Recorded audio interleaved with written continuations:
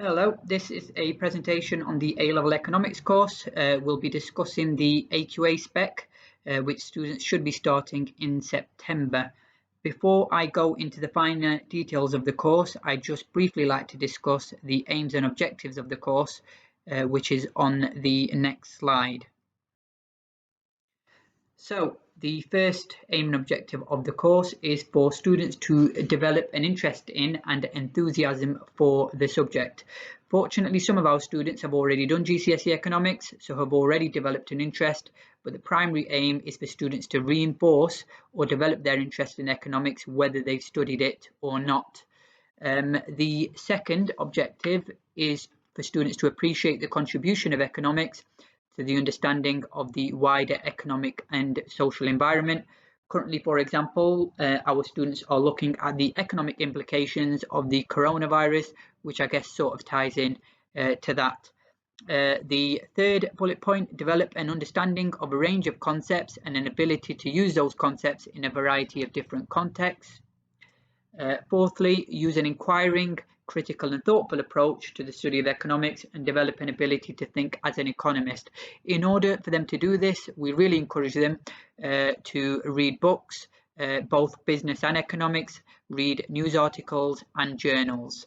The fifth one is understand that the economic behaviour can be studied from a range of different perspectives, not just the neoclassical one that is taught in most schools and in their GCSE course. So they'll get a rundown of the theories and thoughts of different schools of thoughts or different schools of economic thought.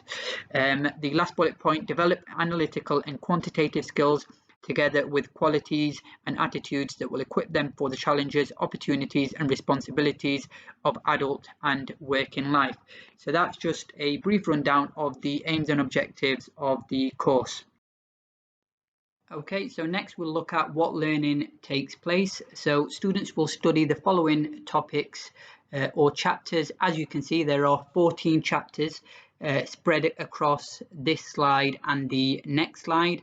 The first 8, which are on this slide, will make up the content for paper 1, and they are all to do with macroeconomics. So some of these topics students may have already covered at GCSE. So some examples are the labour market, inequality, the market mechanism, price determination, the economic problem.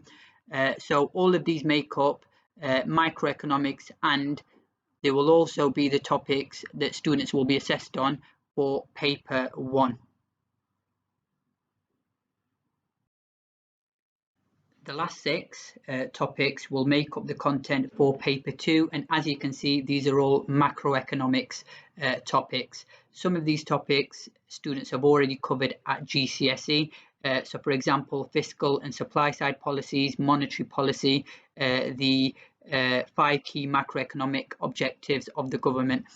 So for paper 2, they will be assessed on chapters 9, 10, 11, 12, 13 and 14.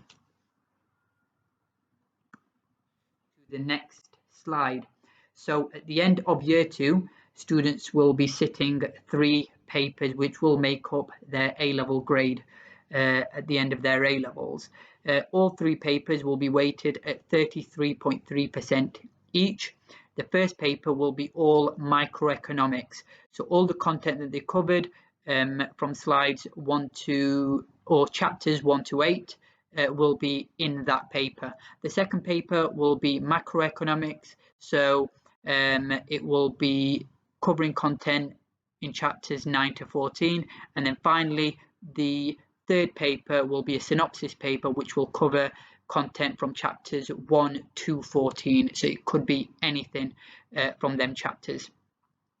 The key sort of differentiation between paper 3 compared to 2 and 1 is in paper 3 there will be a section which will be purely multiple choice, and that will be worth 30 marks. Apart from that, it will be just written responses.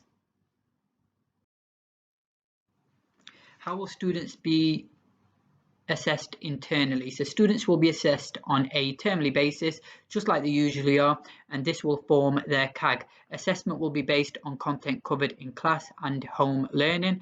Students will also be given mini assessments, quizzes and mastery tasks to reaffirm their understanding of basic knowledge.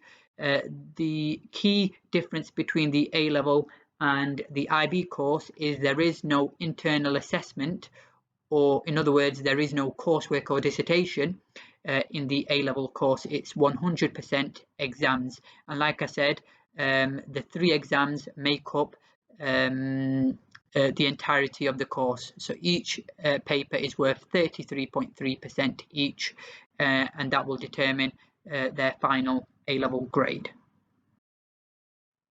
How does this build on learning from Key Stage 4? So A-Level Economics will build on and challenge what students have already learnt at GCSE in specific areas of learning. So for example, students will have already covered themes such as supply, demand, supply side policy, monetary policy, fiscal policy, market failure. However, these topics will be covered in a lot more breadth and a lot more detail. They will also need to provide diagrammatic analysis to their answers, something that they're not required to do at GCSE.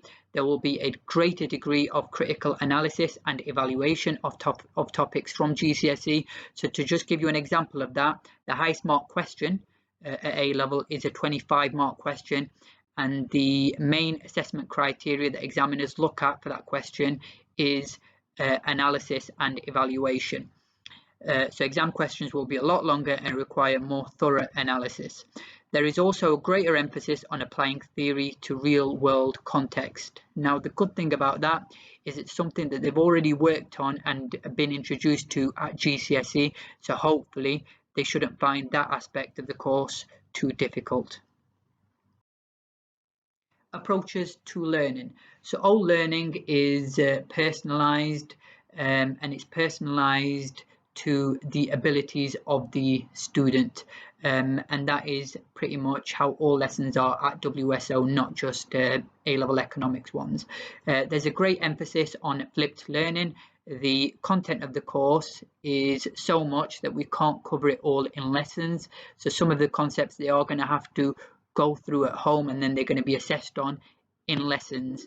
Unfortunately, that's just the way it is, regardless of whether they do IB Economics or A-Level Economics. The content that they're going to have to cover is going to be huge, so they're really going to have to work hard from day one. There's also going to be a lot of news articles and books that we're going to require them to read.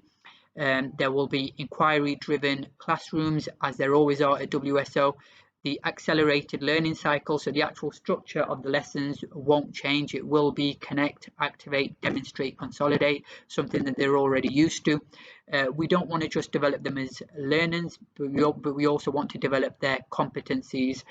So that will be a feature of their lessons and their learning as well. We will review progress quite often, whether that be through summative or formative assessments. And lastly, their learning will be blended, so they'll be using both digital technology and other sources of knowledge as well.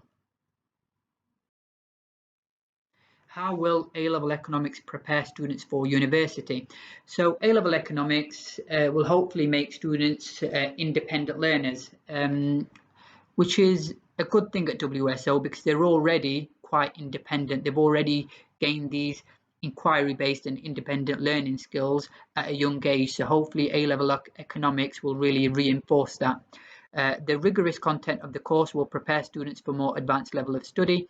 It will equip students with the critical thinking skills required for further education.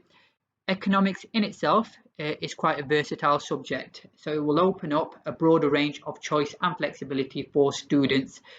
So if they're looking to go into journalism, banking, actuary, or law, it's quite broad.